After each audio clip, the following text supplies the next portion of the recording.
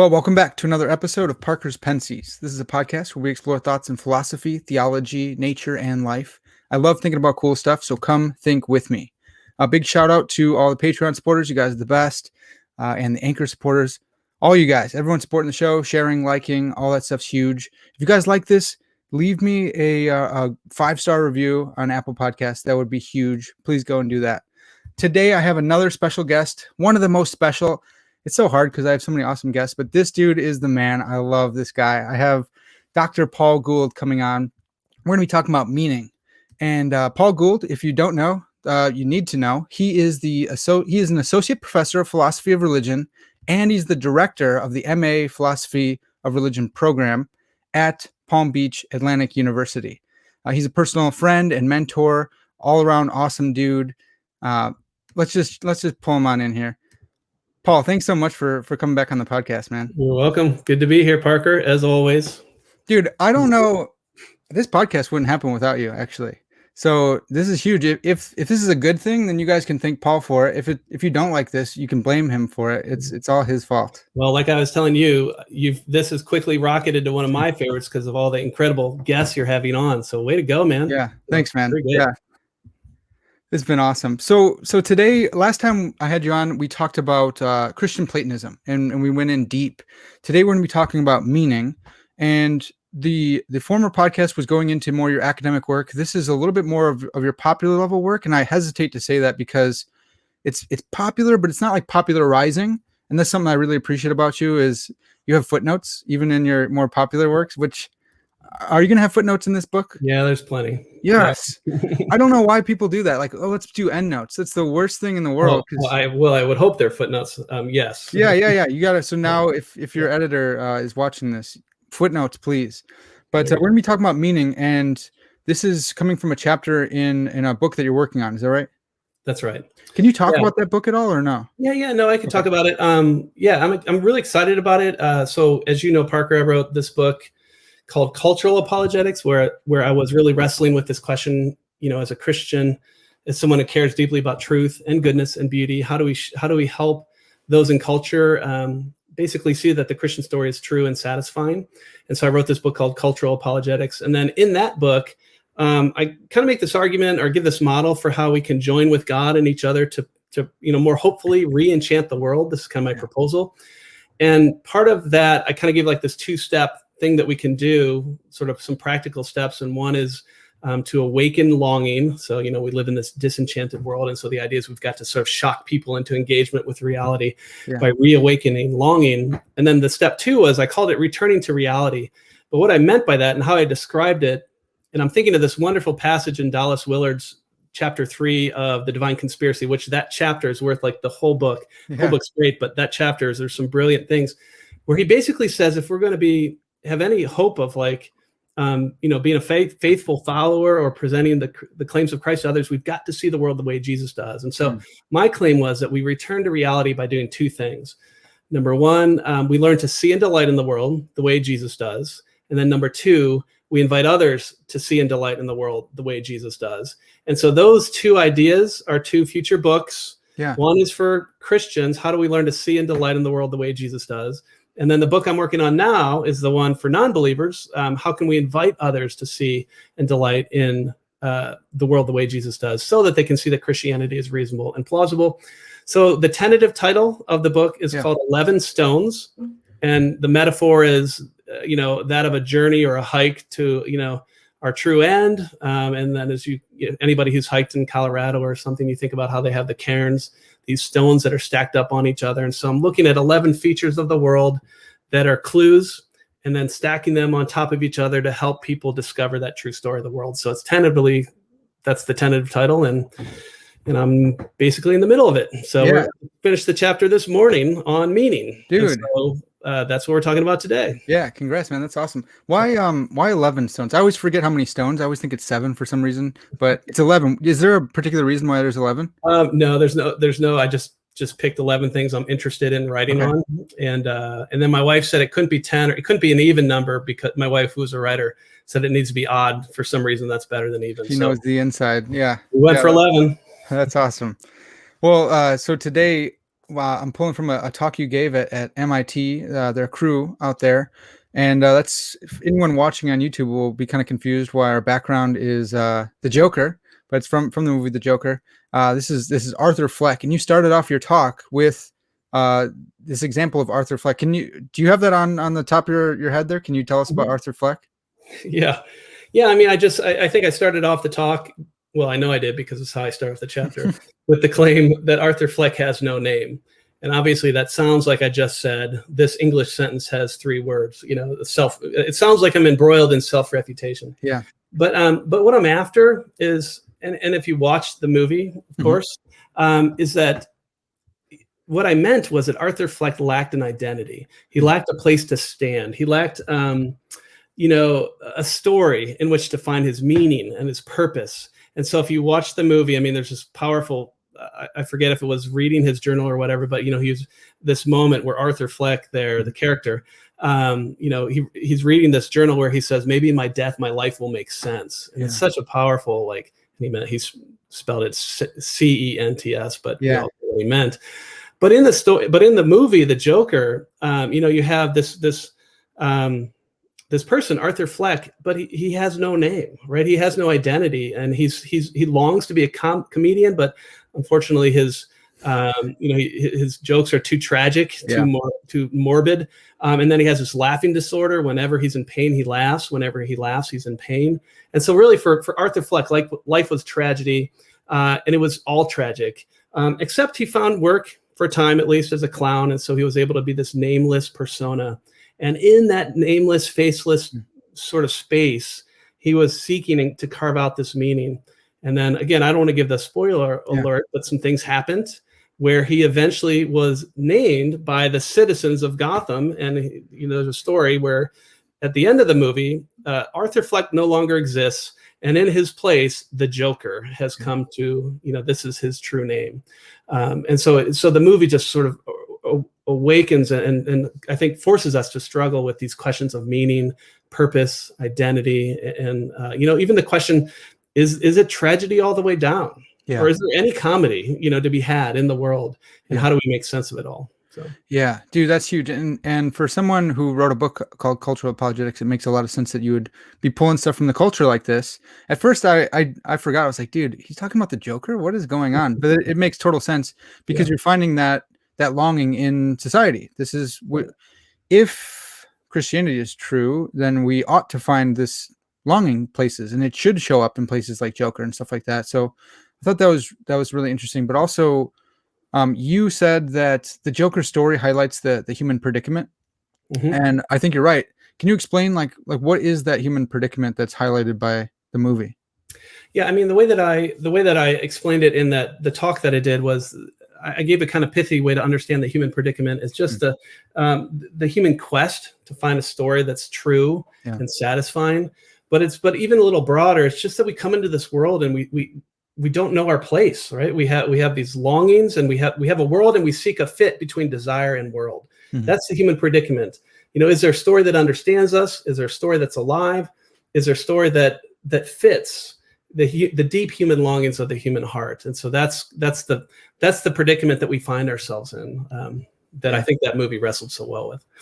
Man, I love that. I love that story motif. I think it's become a little bit more popular with like this idea of postmodernism, and we need to tell stories, and you get some backlash, and people say, it's postmodern to go into stories then. But I think you're right. I think it's rediscovering this ancient truth that we've all kind of know anyways intuitively, but exactly what you said, you wake up in the world and you snap into consciousness at like 4 or 5. I don't have any memories before then. And you just kind of take the story that's given to you, and then suddenly someday it either doesn't make sense with reality, or you find that it does make sense with reality. And when you have that dissonance, you start looking for a different story to live in. I think that's so huge. Yeah.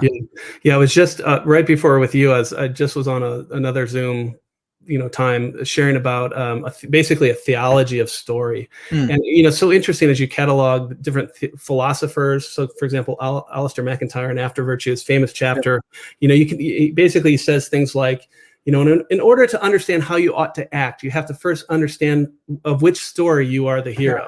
Or you go back to Hannah Arendt. She says something not about how we ought to act, but our identity itself. She says, if we have any hope in understanding who we are, we have to first understand what story we find ourselves a part of. And so, the idea that sociologists, philosophers, historians, psychologists are all noting is this very sort of simple idea that we are narratival animals. And so, we're story listening animals, we're storytelling animals, we're story making animals. We live on stories.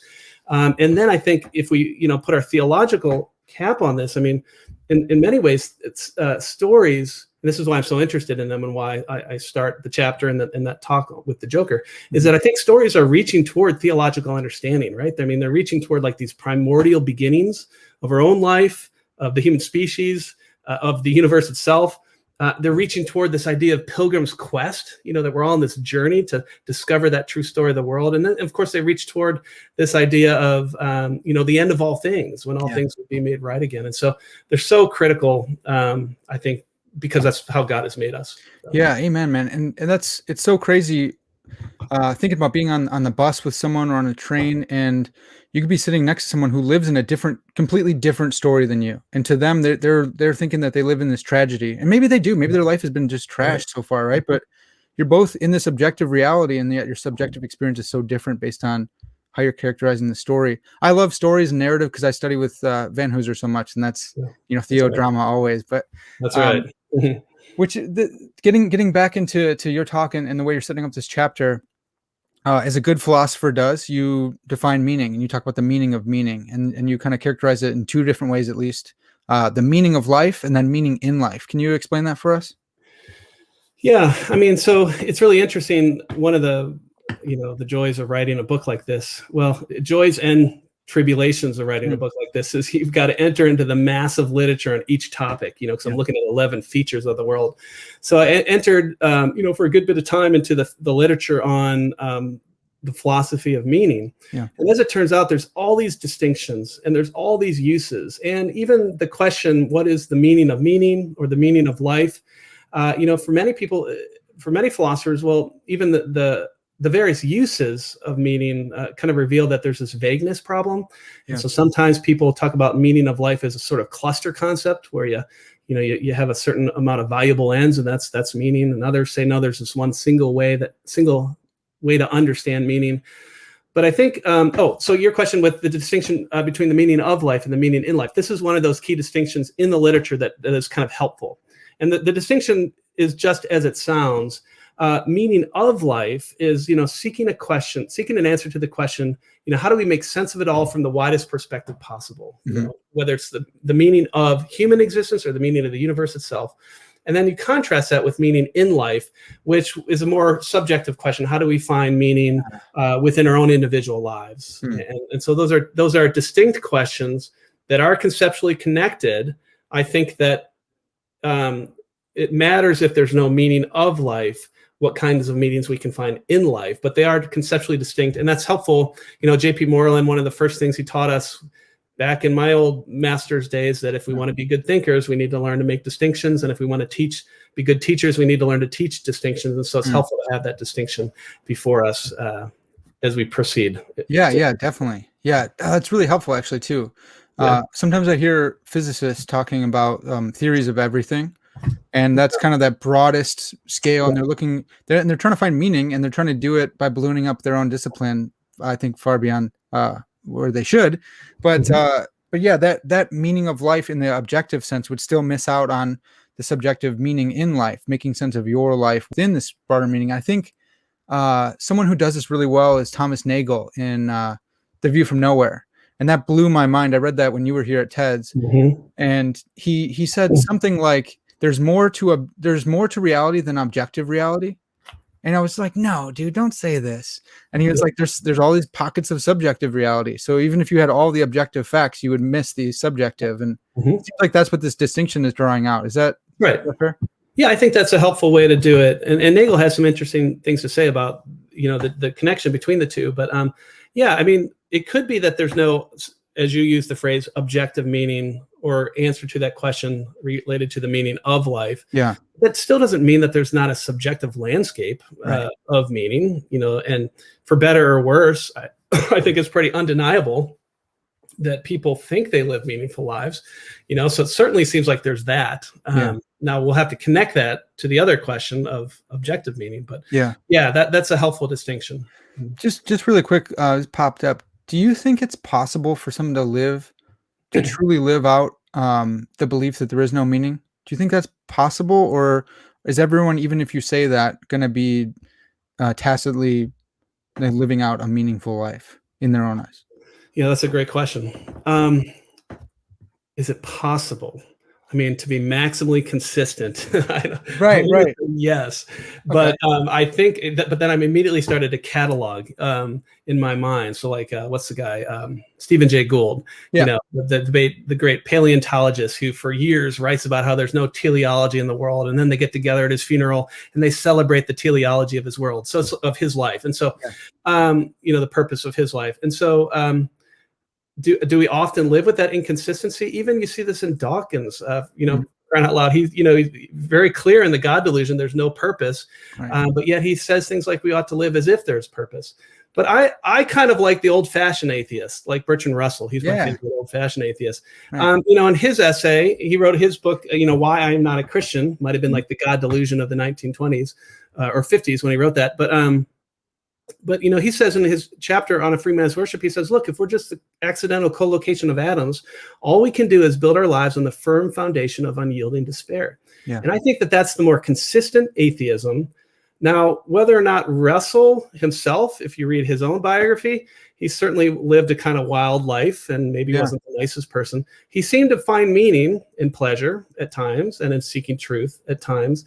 And so in that sense, even Russell, the arch consistent, at least, in some of his moods, philosopher, lived a life that betrayed that, right? So he tells us there's no fit between world and desire, yet he's, he doesn't stop seeking to satisfy those deep longings of the heart. Yeah. I really like that. I don't want to push it too far, but I think there is some kind of like performative inconsistency in saying there's no meaning and then continuing to live. But I don't want to be like unfair to people's psychology or anything, but just randomly popped up. It's a great question. Yeah. Oh, thanks. So that brings us to the meaning triad. There's a meaning triad, and then there's 6 things that we long for. And I think, are you characterizing that as the existential set? Is that? No. So, So the meaning triad is a helpful way that I found in a book by Joshua Sechrist and Stuart Getz on, they have a great little book that they wrote that just came out, I think in 2020, called What is this thing called the meaning of life? Oh, sweet. And in it, they do a great survey of the debate in the academy. So if you want a quick, like, okay, here's the kind of state of play, I would highly recommend their book. Okay. But what they do in that book very helpfully is they say, look, there's all these, meaning is this cluster concept. There's all these different senses, but here's the 3 basic senses that they all kind of coalesce around. And so they call it the meaning triad. And those 3 basic senses are purpose, significance, and intelligibility, or what they call sense making. And you see that, like, you give examples. For example, you might say something like, what do you mean when you look at me that way? And the idea is like, what's the purpose of that look? Why are you looking at me that way? What do you mean? Or so that's the idea of purpose. Or you might say something like, you mean nothing to me. You're dead to me. What they mean there is you are of no value. You don't matter to me. So there's the mattering, or the value. And then you might say something like, what do you mean when you say I look like a clown? And the idea is like, help me make sense of that claim. And there's that sense making. And so I think that was a helpful, like, this meaning triad. I think that's kind of a cluster concept. Now, Joshua Sechrist has this other article that he wrote in 2009 in Philo. I forget the name of the title, but he talks about the narratival ending and the importance of narratival endings for meaning. If I understand him correctly, he's at least suggesting, he might not claim it in this article, but like, there's this question of those 3. Is there any one that's fundamental? Yeah. Or are they all just kind of 3 stools on a thing? My own thinking and kind of how I took the chapter that I wrote is I think there is one that's fundamental. And I think it's a sense-making idea. And I think you can put the sense-making one as the thing that we're actually all after. Is that the intelligibility? Intelligibility, yeah. Okay. Making sense of it all, like from the widest frame possible. Because in doing that, I think we locate our purpose, our identity, our meaning, and so on. So that's the meaning triad. And then you asked about the six. You added there's three more that you dropped in there, I think. Okay, so yeah, so anyway, I was just doing some conceptual setting up there, and that's where the meaning triad came up on. And then what I do in the talk, and what I did in what I'm going to do in this chapter that I wrote, is I identify on the human side of the ledger. Remember, we've got the world and we've got our desires. Yeah. We want to find a fit between the world and desire. At least we're hopeful at first that there is the possibility of fit.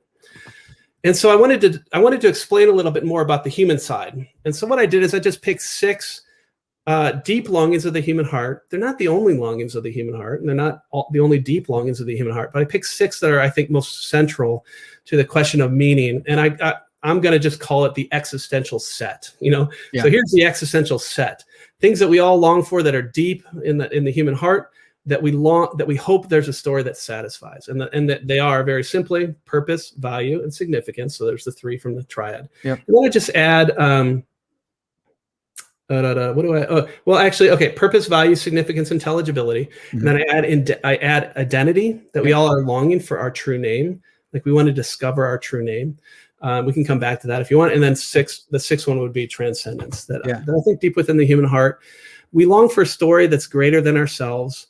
That's one way you could describe it. Another way you could describe it is that we long to live forever. Yeah. Right. People don't want to die. And then maybe the most common way to describe that longing for transcendence is our longing for God. So I think that's all embedded within that 6th one. So that's what I'm going to call the existential set.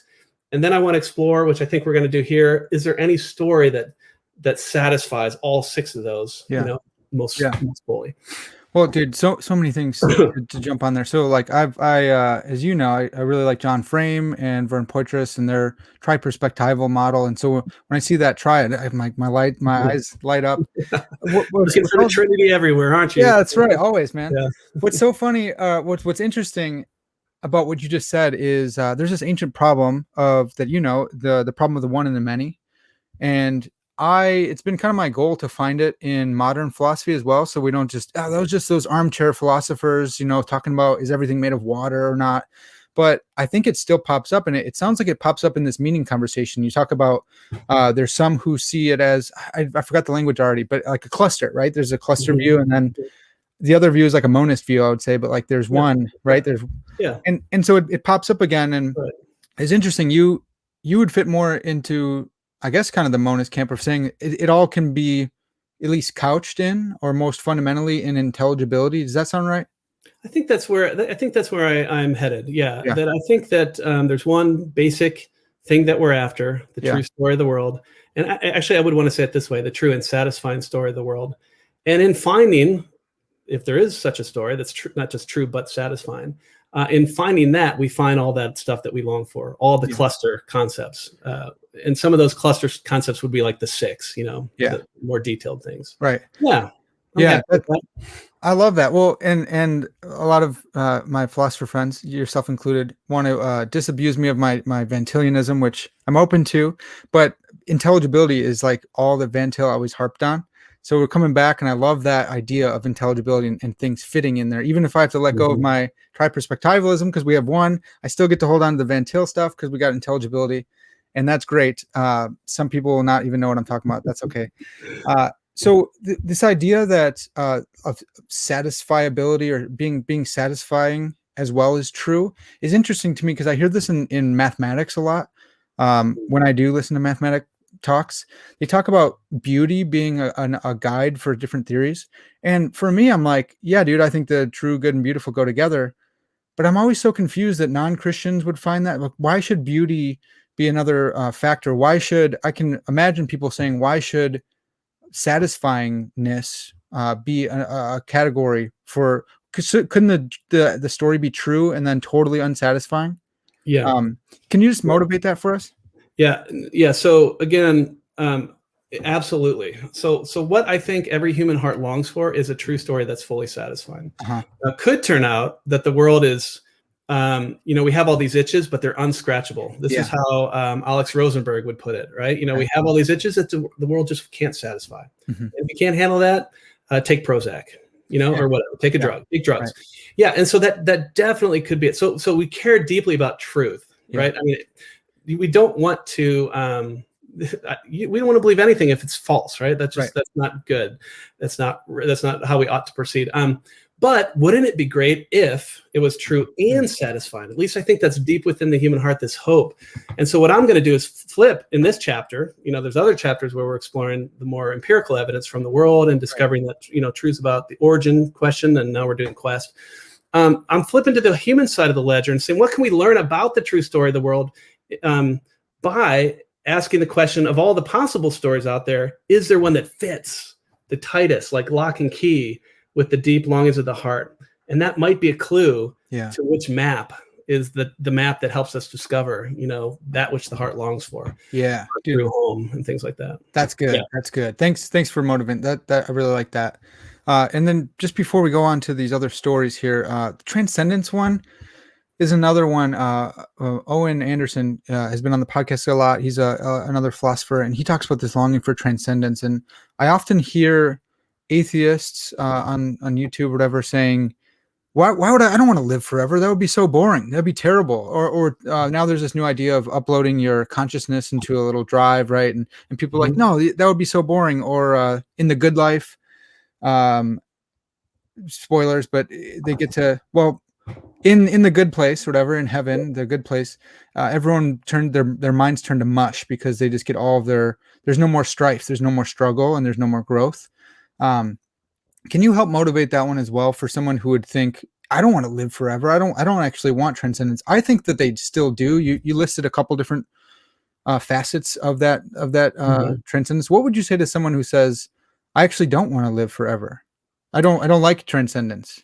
Yeah, I mean, I think we have competing intuitions. Okay. And actually, Joshua Seacrest notes this. We have, in fact, maybe I don't know if I'm going to be able to find it on the spot, but but he talks about these competing intuitions. One would be this intuition to last forever. So that's one intuition that I think people, if they intuit, they see that in their heart. The other one is like this competing intuition.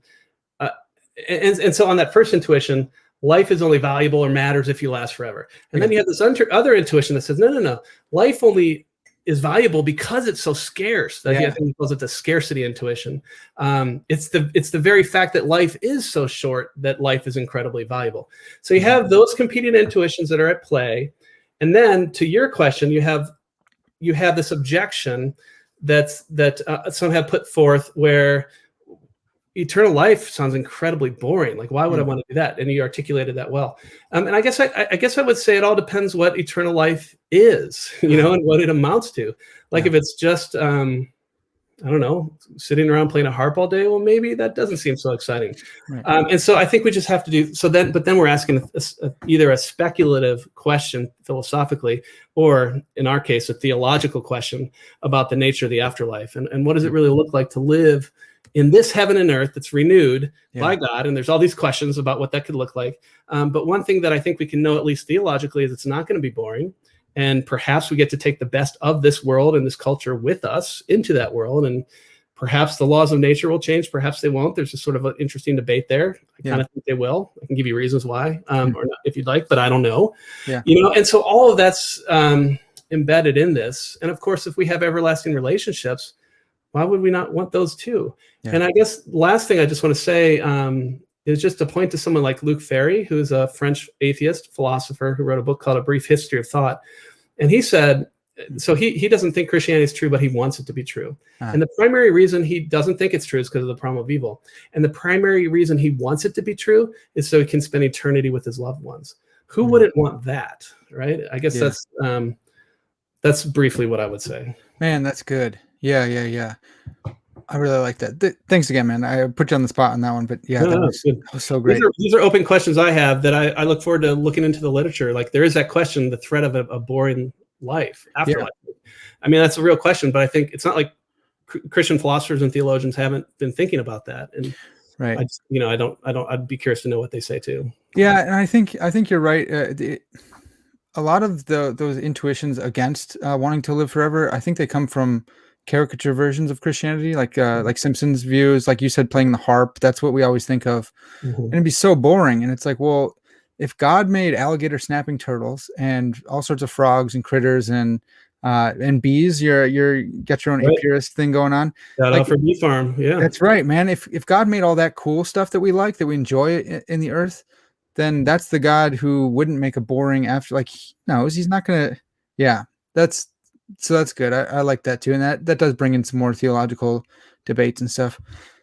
So you continue on with the meaning conversation. You said the quest for meaning is the quest to find our place in the universe, and that fits back what we're talking about with stories. And then you list 4 possible stories or maps for mapping the world: absurdism, nice nihilism, which I'm really interested in, enchanted naturalism, and then enchanted supernaturalism. I wonder, we probably spend most of our time in the 4th one there, but can you give us a sketch of the first 3? Yeah. Yeah. So, okay. So in the talk and then in the chapter, I'm boiling down the quest for meaning. I describe it as a quest to find our place in the universe. And I do it that way for a couple of reasons. One is I want people to see that the question is first a cosmological question, right? It's a question about the kind of world we actually find ourselves in. So it's even metaphysical. And then also so there's the, the quest to find our place in the universe. And the other thing that is important to point out in that definition is I want to distinguish between space and place. Space is this idea that we're extended beings who exist at a place, spatio-temporal location, perhaps. But place is much richer. Place is this idea that place is that where we belong and where we're known and we know, and where we're loved and we love, and where we are valued and we value, and where we have our true name, where we discover our true name and we discover that true story of the world. So it's a very rich concept. And so that's what I'm tapping into. And then in the chapter or in that talk, I just say, well, here's 4 possible worlds, maps, stories of the way the world is, and let's test them in terms of fit. Yeah. Right. So the first 3, absurdism is the first one, and I interact a little bit with Sartre, and his wonderful work of fiction, Nausea, and just the idea of absurdism is very simply God doesn't exist and there's no meaning whatsoever in the world, and so it's tragedy all the way down. Yeah. And then I give some reasons why we should reject that. The second view I call nice nihilism. Can I jump in? Yeah. Is that I think Sartre is usually characterized as an existentialist. Is that? Yes, that's right. So is he saying, well, maybe his views changed too, and maybe it's kind of hard to pin him down, but is absurdism saying life is meaningless, so make your own meaning, kind of existentialism, or is it just it's absurd, don't even try to figure it out? Yeah. So, okay, good. He is an existentialist, and so like Sartre and Camus were a little different on this. They're both French existentialists. For Sartre, my understanding is that there is no God, and therefore there is no meaning, and life is absurd. Okay. But Camus is slightly different. There is no God, and there's no meaning, but we can still, seek to live as if there is meaning, or something like that. And so, if you read Nausea, for example, I mean, it is a tragic. It's a tragedy, right? It's a novel in that way.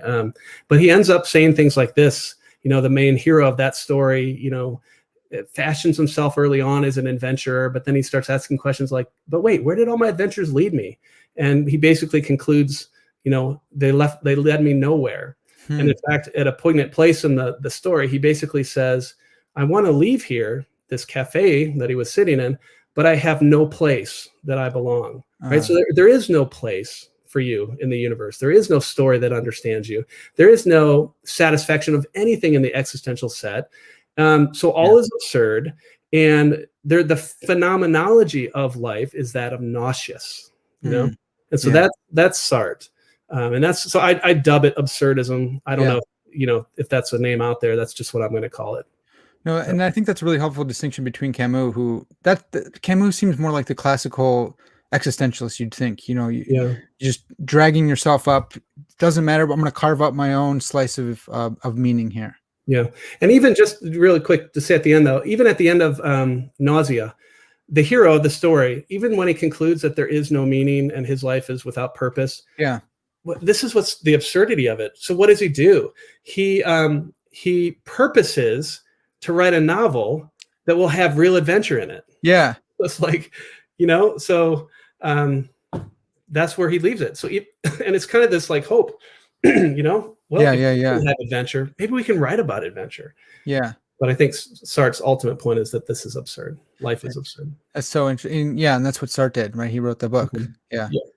Wow. Okay, so that's absurdism. Sorry. So then we got nice nihilism, which is really intriguing sounding. Okay, so nice nihilism.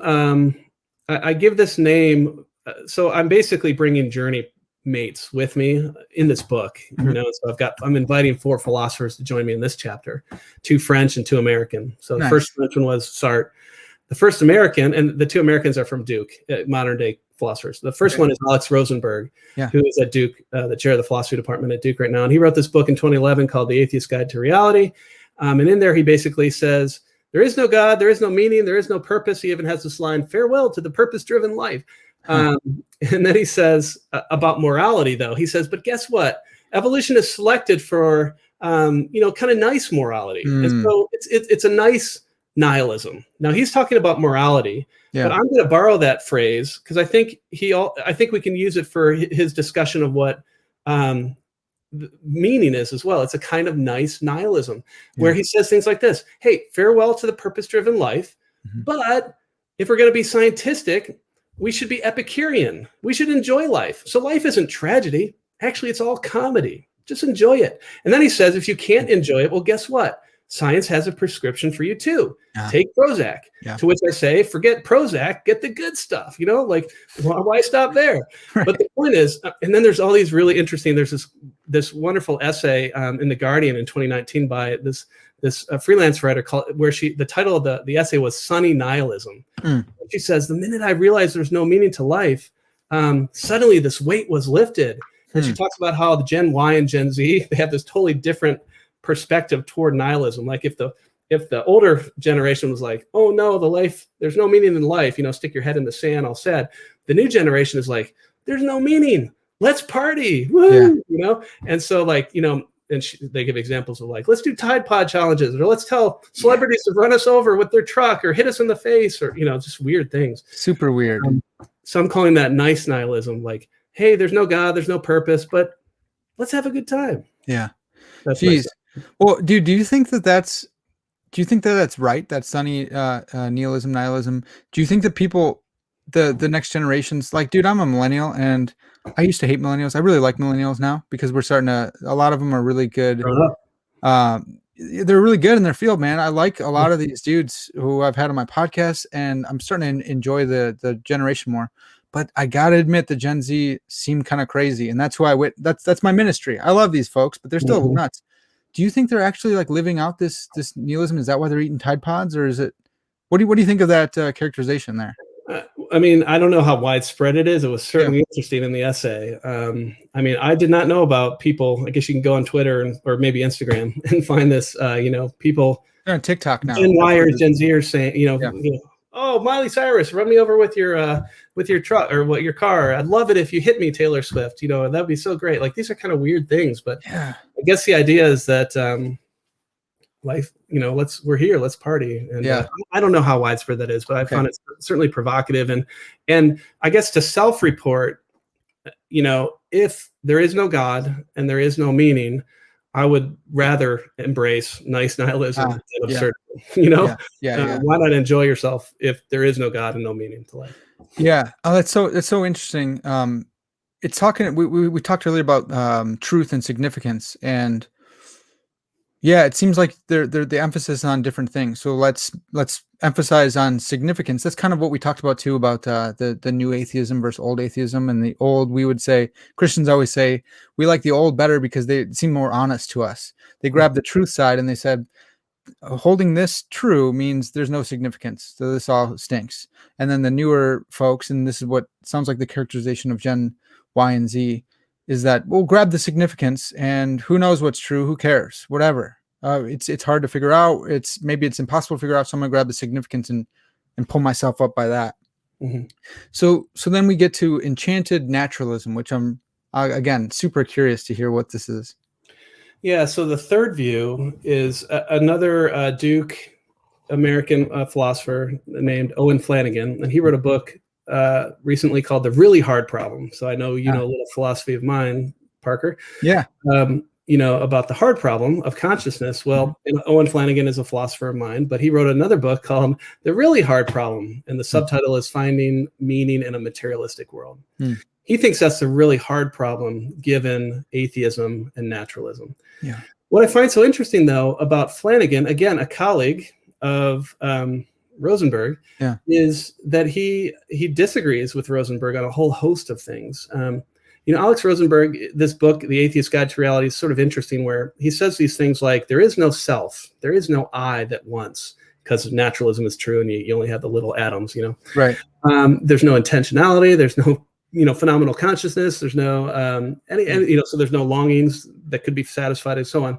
Flanagan's like, no, you can get selves, you can get minds, you can get mental causation, you can get phenomenal consciousness, you can get all these things. He can even get teleology in a godless world. So he's way more optimistic. Sometimes in the literature, they'll talk about pessimistic naturalists and optimistic naturalists. Yeah. Well, these would be your two views, right? Okay. Rosenberg would be your pessimistic naturalist, as well as like a Sartre. But Flanagan would be in the other camp. He's an optimistic naturalist. Eric Weilenberg would be another optimistic naturalist that thinks you can have meaning in a godless world. So for Flanagan, just to summarize his view, the reason why I call it enchanted naturalism is it is a naturalism.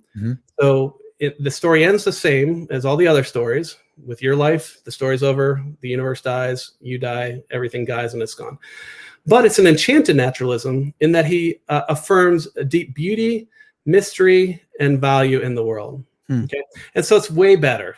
If this is the true picture of the world, maybe there's going to be a better fit. Because for sure there's no fit in the first two. Yeah, this is your best chance in a godless world to get a fit between longing and world, or desire and world, and that's the third view. Okay. We did it. We got through those. That was good. Okay, so now we got Enchanted Supernaturalism, and I think we'll probably flesh this out a little bit more. Can you go through like purpose, value, significance, makes sense? Can you go through how Enchanted Supernaturalism would answer the meaning set? Okay, and I'm going to turn. I've got my notes here too, so I'm going to make sure I kind of get it right, or at least from what I said. So on Enchanted Supernaturalism. So the world is enchanted. So you have deep meaning, deep beauty, deep value, deep significance. But it's not a godless world. God exists. Now it is important to note, at least how I'm going to flesh it out in the chapter, that there's different versions of enchanted supernaturalism, right? Yeah. Christian theism. The Christian story is just one version of enchanted naturalism. Of course, it's the one I'm most interested in because it's the one I think is true. Yeah. But then the journey mate there is Pascal. He's got this great quote in the Pensées about, basically there's this infinite whole that only an infinite being can satisfy, and that being is God, and things like that. So you probably even pronounced it Pensées, man. You did a great job there. Did I get it? I think so. I don't pronounce it right. So Parker's Pensées. So there you go. That's right. We had to invite some Pascal, of course. Yeah, I love that. Meaning. That's right. Yeah, and so when you go back to the existential set, and you ask the question, what is the fit between desire and world on Enchanted Supernaturalism? It would go, and specifically one version of that, Christianity. Here's what I would say, just briefly. In terms of purpose, you get purpose in life because you're created by God for perfect happiness, and that would be something like eternal, permanent union with God. That is what we're created for. That's perfect happiness on this Christian story. In terms of value, well, our lives are valuable because God creates us with great dignity and worth, especially humans. We're created in the image of God, and we have great dignity because of that. Moreover, Flanagan spends a lot of time talking about the human longings for goodness, truth, and beauty.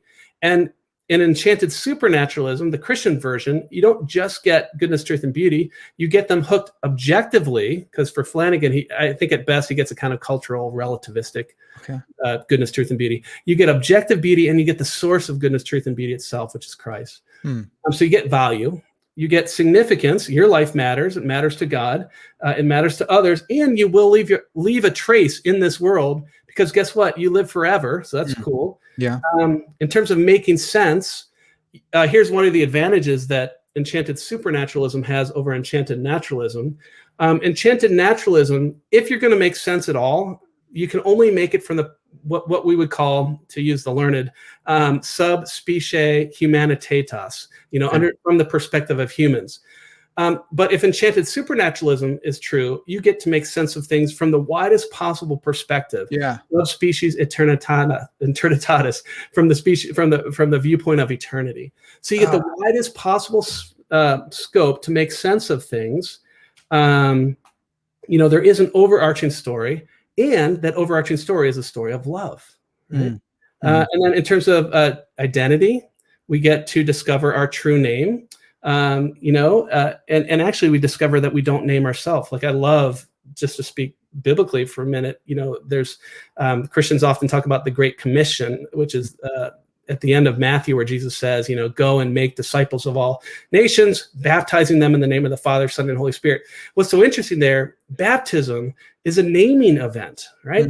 And so what we learn is that we can't name ourselves, that we must be named by another. Yeah. And so on the Christian story, you discover your true name. And as it turns out, for those who believe, it's beloved. That's your name.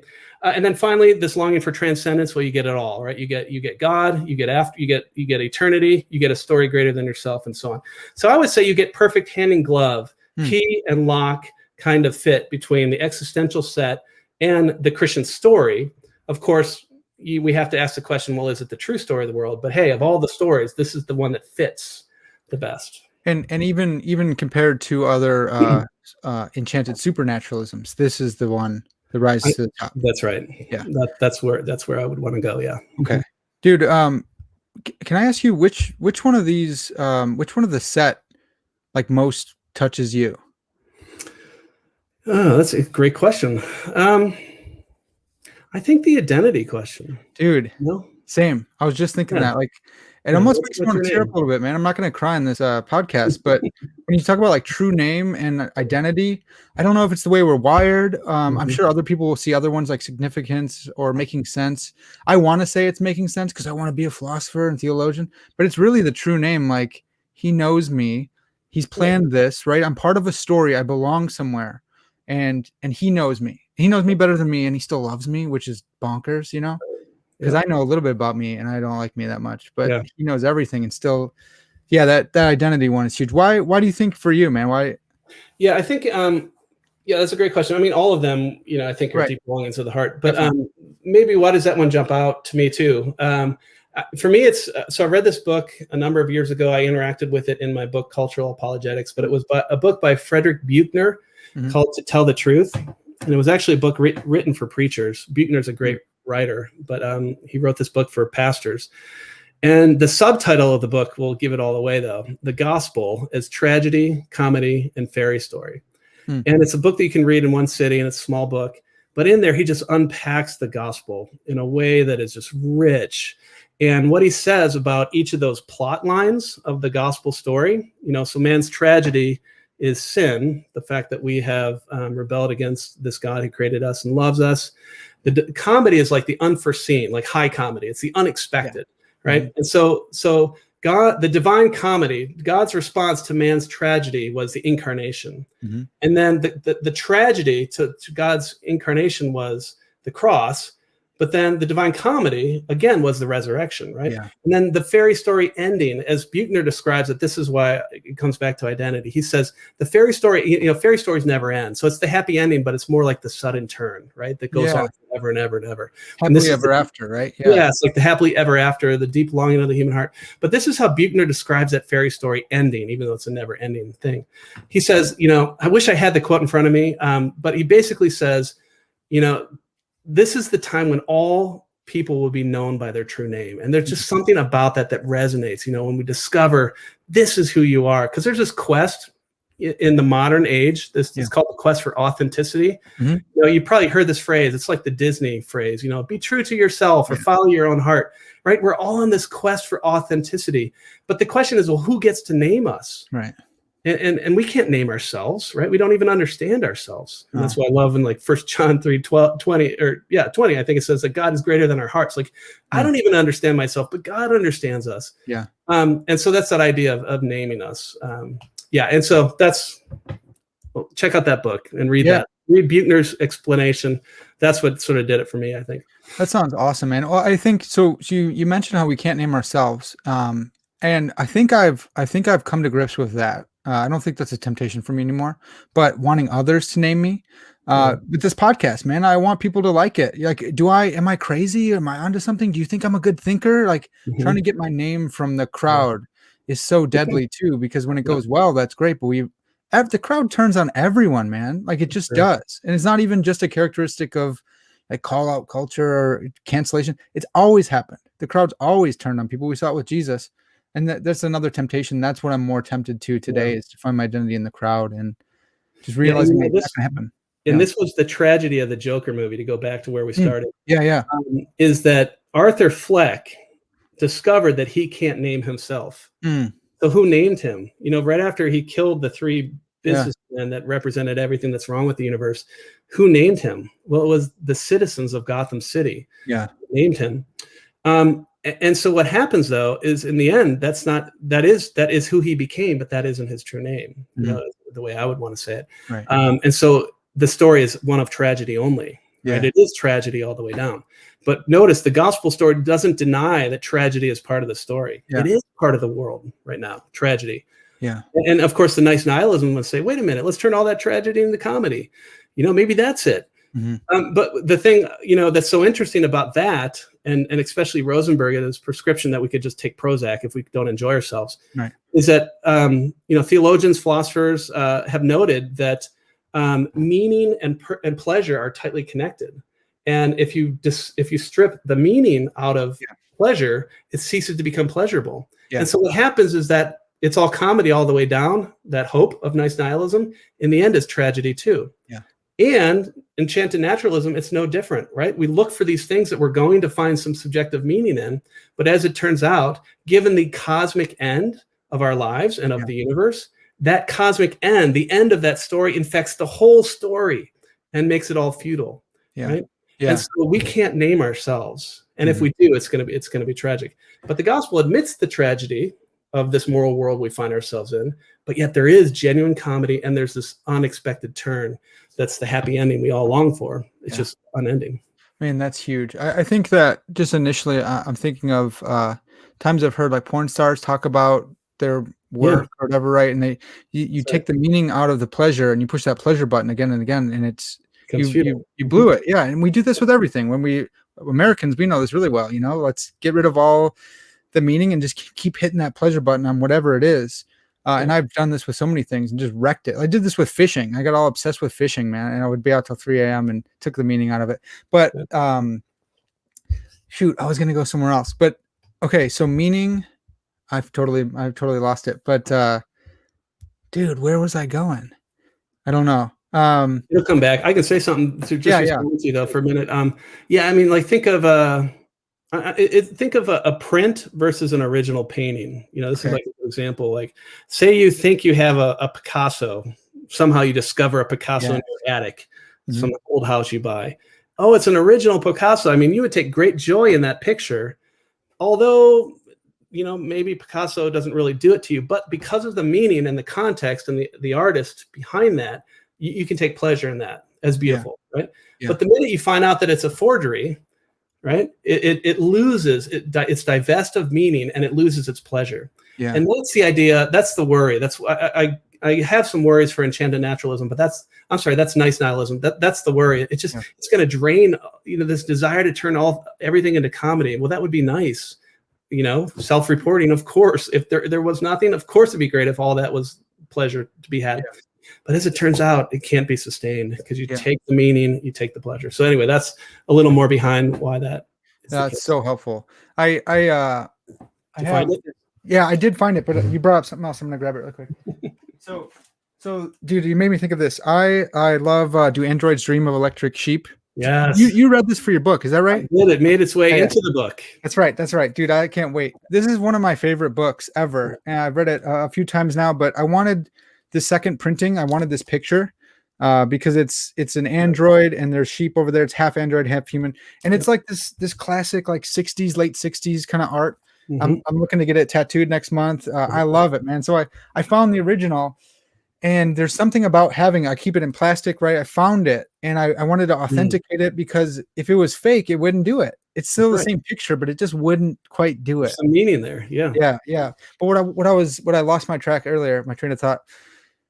This idea that you talked about I forgot his name already, but the guy who writes for preachers. And he talked about there is tragedy, right? I've seen this nice nihilism sneak into our Christianity as well, and it's happened to me because we overplay Tolkien's eucatastrophe, right? The Mhm. good catastrophe. I love that. I use it in most of my papers if I can. But if you overplay that and say we live in a divine comedy only, Right. then you don't recognize the actual tragedy of the cross. Like, it was horrible. That's right. Mike Ray was just on yesterday, and he was like, we can't, even if you want to use a greater good, you don't say that that was good.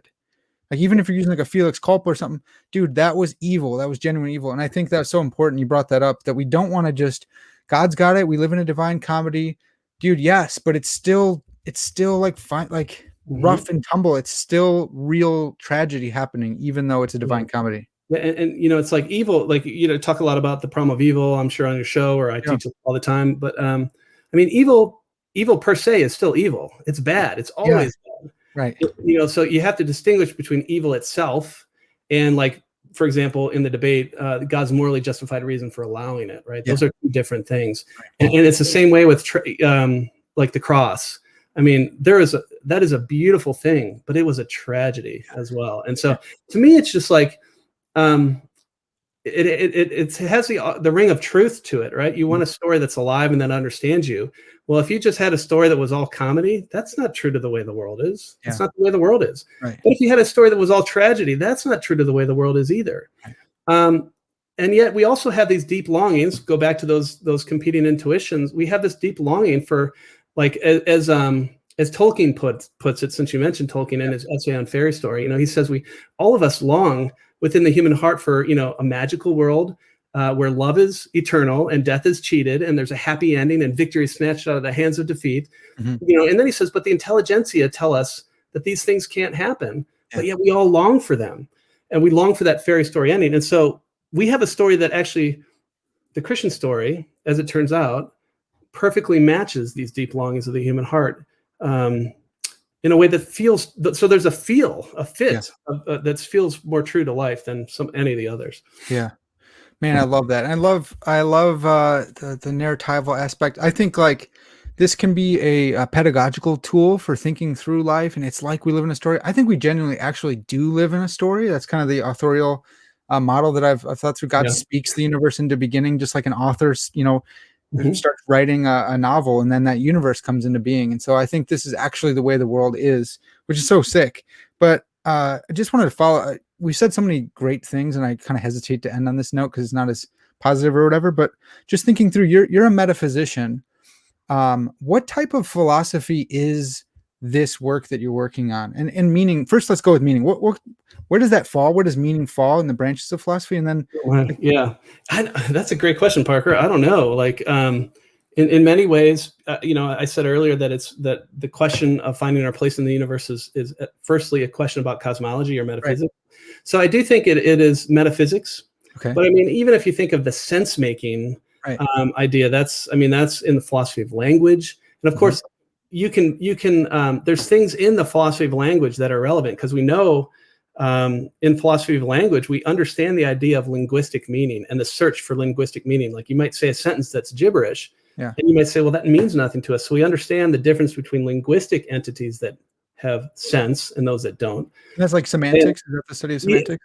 Yeah, semantics. Okay. So that would be in philosophy of language. But then we can say, but we also are aware of, like, events that have meaning. So now we're not quite in philosophy of language, but we're finding meaning, like, that game meant a lot to me, or that paint, that event meant a lot for me. So now we're finding meaning in events.